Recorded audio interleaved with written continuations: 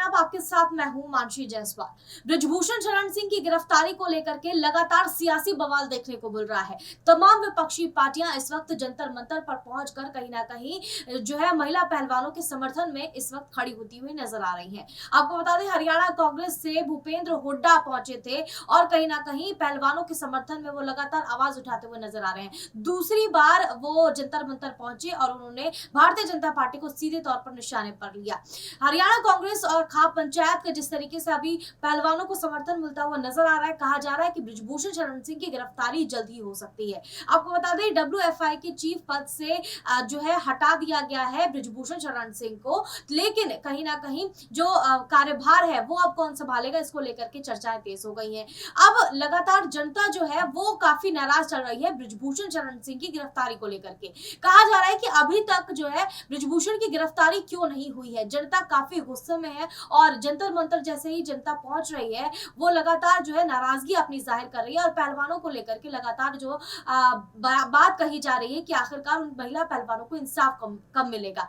तो जो है हमारी पूरी टीम जंतर मंतर पहुंची और वहां पर पहुंच की जनता ने जो बातें कही वो आपको पहले बताते हैं। तो देखिए, यहाँ पर जिस तरीके से जंतर मंतर पर लगातार आज देश की महिला खिलाड़ी जो हैं अपने सम्मान के लिए सरकार से लगातार मांग कर रही हैं। सबसे पहला तो सवाल मेरा आपसे यही रहेगा कि महिला खिलाड़ियों की मांग पर अभी तक सरकार ने जो चुप्पी साधी है उसे आप आखिरकार किस तरह से देख रहे हैं? मैम, चुप्पी इसलिए साधी है क्योंकि आप देख सकते हो ना, बीजेपी सत्ता में, बीजेपी का लीडर है, इसलिए चुप बैठे हैं। क्योंकि ब्रजभूषण ने एक बार क्या बोला था कि अगर मैं सच बोला तो सुनामी आ जाएगी, बीजेपी के बड़े बड़े नेता बह जाएंगे, तभी तो वो चुप है। वरना अमित शाह और उसने क्या बोला, अमित शाह और मोदी मेरे को बोले तो मैं इस्तीफा दूंगा। तो क्यों नहीं बोल रहे? क्योंकि उनको अपनी वो सत्ता पे आ रही है, कुर्सी पे आ रही है, इसलिए तो नहीं बोल रहे वो।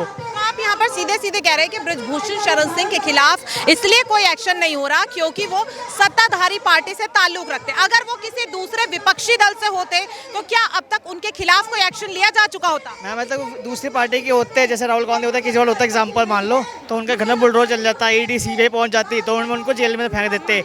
आप लीडर वो छोड़ो, कोई नॉर्मल एक इंसान के ऊपर भी कोई FIR छोटी हो जाए तो 2 मिनट में तुरंत पुलिस आ जाती है। और हमें इस लड़कियों को FIR करनी पड़ रही है सुप्रीम कोर्ट जाके। कहाँ का न्याय? गलत है ना ये। और पॉक्सो को जिस पे एक्ट लगाओ उस पर 1 मिनट में, 1 घंटे में FIR होती है, कोर्ट जेल में होता है। और ये FIR होने के बाद लाइव हो रहा है, प्रेस कॉन्फ्रेंस कर रहा है, तो ये कहाँ का न्याय है? ये बहुत ही गलत है ना। यहाँ पे सवाल मेरा आपसे ये भी है कि देखिए, अभी कुछ दिन पहले हमने एक ऐसी चीज़ देखी थी कि बैरिकेडिंग्स तोड़े गए थे। दिल्ली पुलिस ने कहीं ना कहीं एक ऐसी चीज़ की जिसे लेकर कहीं ना कहीं जनता का काफ़ी ज़्यादा गुस्सा था यहाँ पर।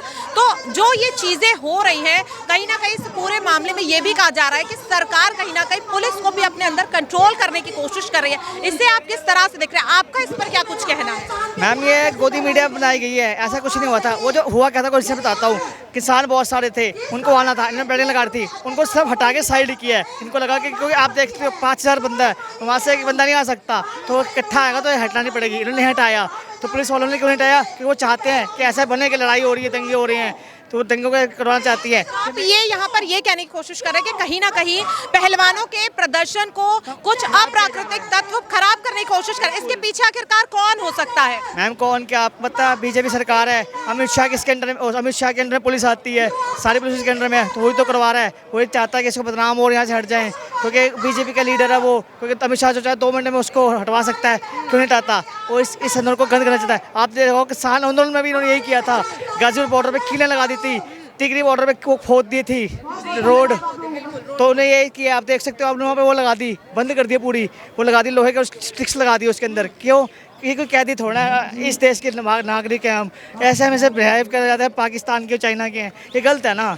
इसी देश के नागरिक। सवाल मेरा आपसे ये भी है कि देखिए, चलिए यहाँ पर पहलवान खिलाड़ी जो हैं वो अपने सम्मान के लिए आज लड़ाई लड़ रहे हैं। हालांकि सरकार की खामोशी कहीं ना कहीं आम जनता के गुस्से को भी उबालने का काम करे। तो देखिए, साल 2024 में लोकसभा चुनाव है, कहीं ना कहीं प्रधानमंत्री नरेंद्र मोदी के लिए बहुत अहम है। तो आज जिस तरह से जंतर मंतर पर ये पहलवान जो बेटियां, देश की बेटियां जिनके सम्मान को आज कहीं ना कहीं वो खामोश है, तो क्या देश की जनता साल 2024 में PM मोदी पर अपना भरोसा जता पाएगी?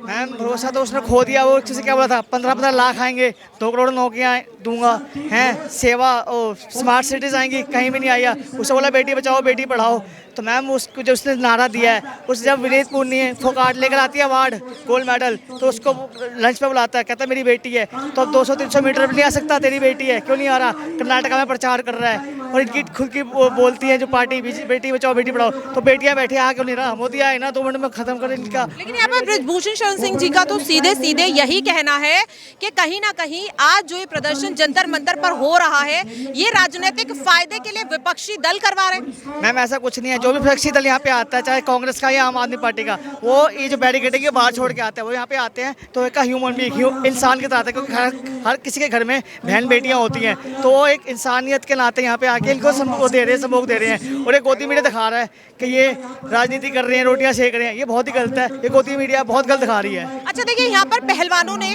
किसानों के समर्थन के बाद एक अल्टीमेटम सरकार को दिया है। 20 मई की तारीख है जी, मैं आपको पूरी बात बता दूं, 20 मई की तारीख है। उन्होंने कहा कि अगर 20 मई तक ब्रजभूषण शरण सिंह को लेकर कोई फैसला सरकार नहीं लेती है तो 21 मई को देश भर में बड़ा आंदोलन होगा। तो अगर उसके बाद भी सरकार कोई फैसला नहीं लेती है तो ऐसे में आखिरकार क्या जनता का क्या यहाँ पर रुख रहेगा, और आखिरकार इन बेटियों को क्या करना चाहिए फिर ऐसे में?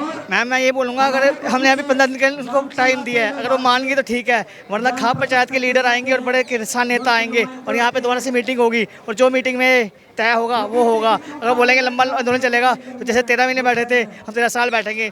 पर हम इन लड़कियों को ये बोलना चाहूँगा कि आप बैठे रहिए, हम आपके साथ हैं, आप पीछे मत होना। अगर ये पीछे हट गई तो जो बाकी की लड़कियों का फ्यूचर खराब हो जाएगा, क्योंकि वो डर जाएंगी, क्योंकि इन्होंने आवाज़ उठा ली। अगर इनकी आवाज़ नहीं सुनी जा रही, जो नॉर्मल एक लड़की होती है, बहन बेटी होती है, उनकी आवाज़ कौन सुनेगा। जी बिल्कुल, देखिए जिस तरीके से अभी आपने कहा भी कि प्रधानमंत्री नरेंद्र मोदी इन्हें बेटियां कहते हैं, और आज जब ये बेटियां जो है अपने सम्मान के लिए उनसे गुहार लगा रही हैं, मदद की गुहार लगा रही है, और अभी तक उन्होंने इस पर कोई प्रतिक्रिया नहीं दी है, तो आखिरी सवाल मेरा आपसे यही है कि जो बड़े बड़े दावे यहाँ पर किए जाते हैं सरकार की तरफ से, क्या वो सिर्फ और सिर्फ जनता को लुभाने के लिए या वोट बैंक को बढ़ाने के लिए सिर्फ एक जुमले साबित होते हुए अब नजर आ रही है माहौल देख करके? मैम सही, आप सही बोल रहे हो, जुमले तो है मैम। आप देखो ना, 15 लाख के वो बोलता है और हमेशा आगे बोल देता है जुमला था, 2 करोड़ नौकरी जुमला था। तो ये सरकारी जुमलों के झूठ बोलते हैं, ये झूठ ने कुछ किया ही नहीं है।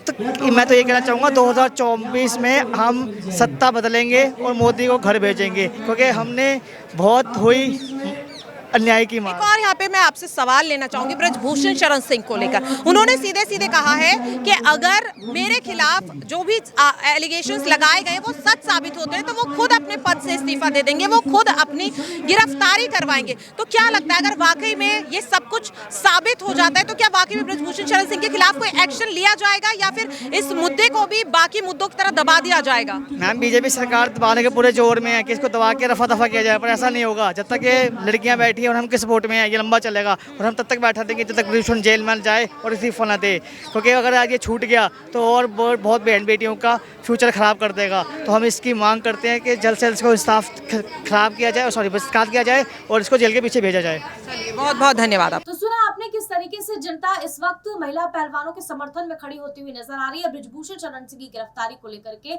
लोगों का साफ तौर पर कहना है कि जब तक उसकी गिरफ्तारी नहीं हो जाती है तब तक ये धरना प्रदर्शन खत्म नहीं होगा, और कहीं ना कहीं लोगों का जो हुजूम है, लोगों का जो समर्थन है वो पहलवानों के साथ ऐसा ही बना रहेगा। बहरहाल आपकी इस पूरे मामले पर क्या कुछ राय है हमें कमेंट करके जरूर बताएं। देश और दुनिया की तमाम बड़ी खबरों के लिए देखते रहिए SPN9 न्यूज।